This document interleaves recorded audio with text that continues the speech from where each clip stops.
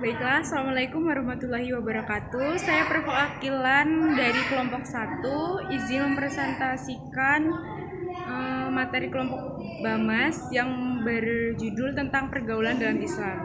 Di sini yang beranggotakan Bilqis Dwi Fitria Febriani, Nelika Gladys, Siska Anggraini, dan saya sendiri Desi Ratnasari sebagai presentator.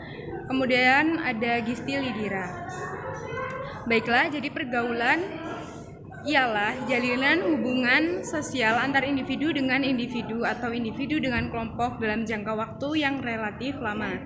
Dengan ini, manusia sebagai makhluk sosial tidak lepas dari kebersamaan dengan manusia lain. Kemudian dalam Islam, pergaulan diatur sedemikian mungkin sehingga menghindari hal-hal yang tidak diinginkan. Seperti yang kita ketahui bahwa Allah Subhanahu wa Ta'ala menciptakan manusia dengan berbagai macam perbedaan dan berasal dari berbagai suku, dan Allah menghendaki manusia untuk saling mengenal satu sama lain. Kemudian Islam adalah agama yang mulia dan mengatur segala aspek kehidupan termasuk pergaulan. Dalam Islam ada beberapa etika yang harus dipenuhi dan hal ini disebut dengan etika Islam. Etika Islam adalah etika yang dilandasi hukum Islam dan mutlak mengikat semua umat muslim, terutama dalam pergaulan. Pokok dasar etika Islam tercantum dalam Al-Quran seperti firman Allah dalam Al-Quran Surat Al-Imran ayat 104 yang bunyinya, sesungguhnya engkau Muhammad berada di atas budi pekerti yang agung. Dalam Al-Quran, hendaklah ada di antara kamu segolongan yang menyeru kepada kebaikan atau al-khair, menyerukan kepada ma'ruf atau yang baik dan melarang dari perbuatan mungkar, dan itulah orang-orang yang bahagia. Quran Surat Al-Imran ayat 104.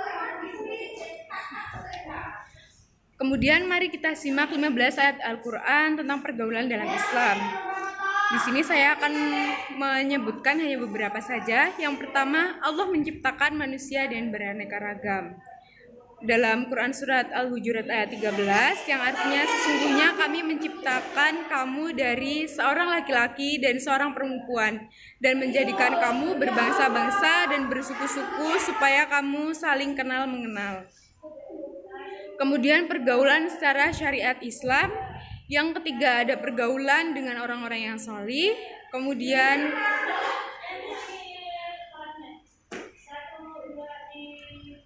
pergaulan untuk silaturahmi dan menjaga kedamaian. Yang kelima ada pergaulan dengan niat menyebarkan ilmu. Yang keenam ada pergaulan bukan dengan niat zina. Contohnya yang demikian yaitu pergaulan yang tidak ada batasan antar lawan jenis, misalnya pacaran berduaan dengan lawan jenis yang bukan mahramnya, itu nggak boleh.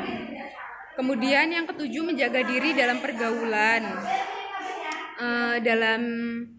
Di zaman yang sangat terbuka seperti ini, di mana berbagai contoh baik dan buruk mudah sekali didapatkan di media baik televisi maupun internet, sebagai umat mukmin wajib menghindari segala sesuatu yang tidak sesuai syariat Islam.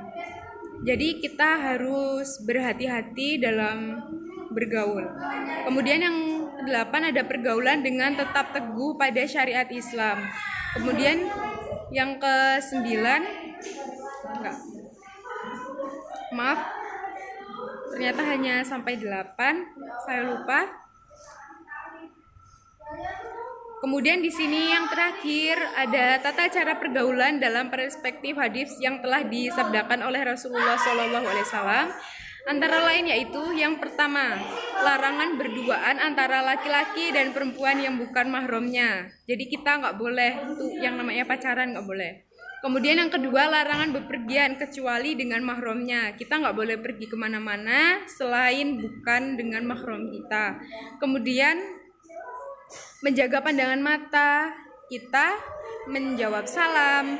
Yang terakhir yaitu memerintahkan kepada kebaikan dan melarang kepada kemungkaran. Demikianlah presentasi dari saya. Apabila ada kesalahan kata, saya mohon maaf, dan kepada Allah saya mohon ampun dan maghfirahnya. Saya akhiri, wabillahi taufik wal hidayah.